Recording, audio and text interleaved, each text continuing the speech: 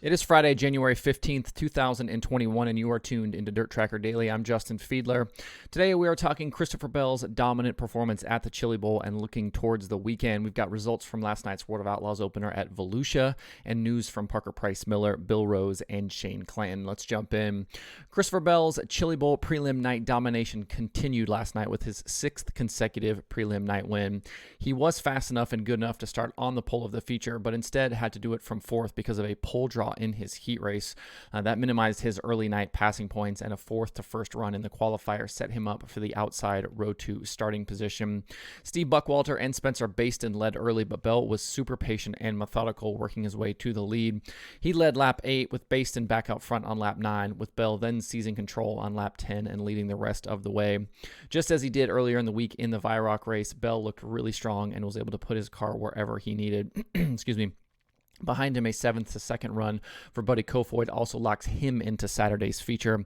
So we now know 8 names for sure will be in Saturday night's A main. They are Kenan McIntosh, Tyler Courtney, Kyle Larson, Thomas Mesereau, Rico Abreu, Alex Bright, Christopher Bell, and Buddy Kofoid. I think the wildest story of the night was Nick Hoffman in the first B main. Under caution during the race, his throttle linkage broke, and he actually attempted to put it back together while riding around.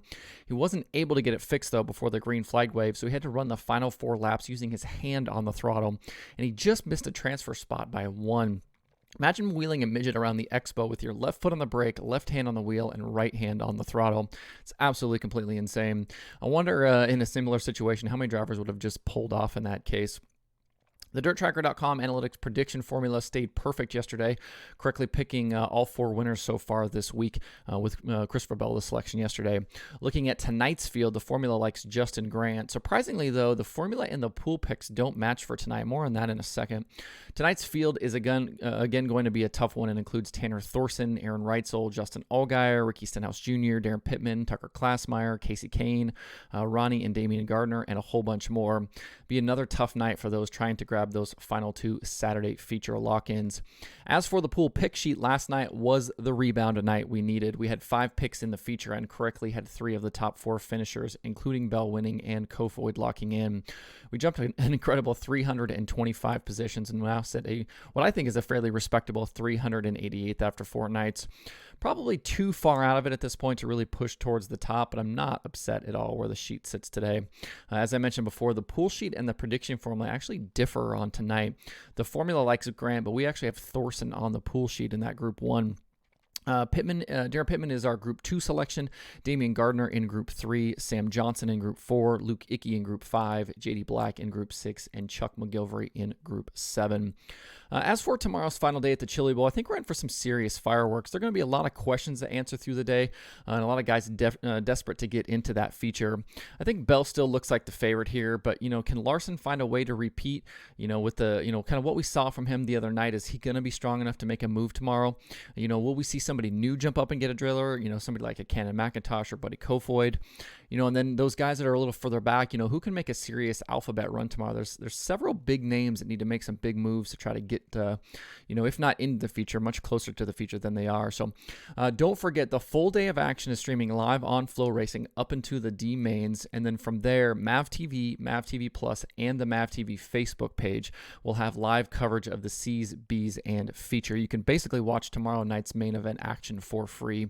Racing in the building kicks off tomorrow morning at 11 a.m. Eastern and then runs all day long. Looking at tonight, as it has the last few nights, hot laps get underway at 5 p.m. Eastern with heat races starting at 6. Flow Racing, again, has live streaming coverage. Last night was the season opener for the World of Outlaws Late Model Series at Volusia Speedway Park in Florida. It was the first of 3 nights for the series at the Sunshine Nationals. 38 cars signed in, with the field featuring the full slate of Outlaws and names like Jimmy Owens, Tim McCready, Dale McDowell, Kyle Strickler, and Kyle Bronson. For the night's feature, Dale McDowell was on the pole, but Kyle Bronson was quickly to the lead at the start.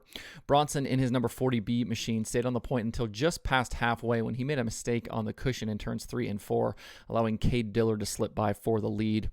Over the second half of the race, Dillard was out front by a very large margin, but a caution with 5 to go bunched the field back up. On the restart, Darrell Lanigan attempted a big slider from second into turns 1 and 2, but he didn't quite clear Dillard, and the two made contact, sending Lanigan spinning and damaging Dillard's left front fender. Dillard kept the lead after the incident, but in the closing laps, Bronson was able to track him down and take the top spot with 3 to go. He drove away to the opening night win with Dillard second, Kyle Strickler third, Rick Eckert fourth, and David Brazil fifth. Lanigan said after the race he knew it was his chance to go for the win, and both drivers in that situation did what they had to do.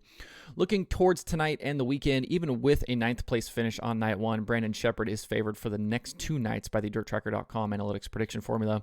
Was surprising to see Shepard not be a factor, and for names like Owens, McCready, Madden, and McDowell to finish way down the order as well. McCready was in the fight early but ended up out with a DNF. Be curious, too, to see how Owens can do the next 2 nights. He struggled down the stretch with Lucas last season, and he didn't run great at Charlotte in November either. 27th place result last night certainly wasn't what he was looking for after winning 3 times at Volusia in 2020. Hopefully this isn't a sign of things to come in 2021 for Owens. You can watch the Outlaws live tonight from Volusia on Dirt Vision with your Fast Pass. If you're looking for other late model racing tonight, the Wild West Shootout is back after having Thursday night off. The event runs tonight, tomorrow, and Sunday. Jonathan Davenport has won 2 of the 3 nights so far and has to be the favorite for the big $25,000 to win show on Sunday. Ricky Thornton Jr. and Brian Shirley will be looking to rebound after their incident on Wednesday night. That event will be live on Flow Racing. If you're trying to get some stuff to watch tonight, you might be switching back and forth a lot between the Wild West Shootout, Outlaws of Volusia, and the Chili Bowl. The World of Outlaws Sprint Car Series rookie class for 2021 grew by 1 yesterday with the announcement that Parker Price Miller will be full-time with the series in 2021. This was something that's kind of been bandied about for a while, something we were pretty sure was going to happen. We just didn't have official word yet. He has put together his own team, and with Grant Boyum as his crew chief, will try and top Aaron Reitzel and Brock Zierfoss in the rookie battle. The car will be the number 19 and carry primary sponsorship from Chalksticks, a brand of torsion bars. PPM has 2 World of Outlaws wins on his resume, including most recently at 34 Raceway in July of 2020.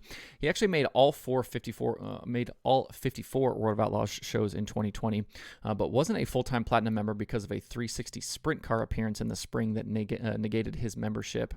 He spent most of the season as kind of a pseudo teammate to David Gravel with the Philip Dietz car before leaving late in the year to finish with Bernie Stubjen in an Indy Race Parts car. PPM finished 9th in the standings on the strength of 5 top 5s and 23 top 10s. I think it'll be an interesting dynamic this season with him kind of still being considered a rookie, even though he technically has a full-time season already under his belt. Either way, though, this rookie battle should be really fun to watch all year with 3 talented drivers in the mix. One driver we won't see out with the World of Outlaws Sprint Car Series, at least to start the season, is Bill Rose. In a tweet yesterday, he announced he had sustained an injury during the 2021 season and will need surgery to fix it.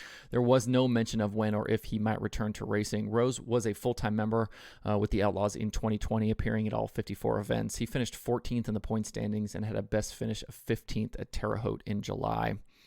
One of the notable names we aren't seeing in Arizona or Volusia this week in late model competition is Shane Clanton.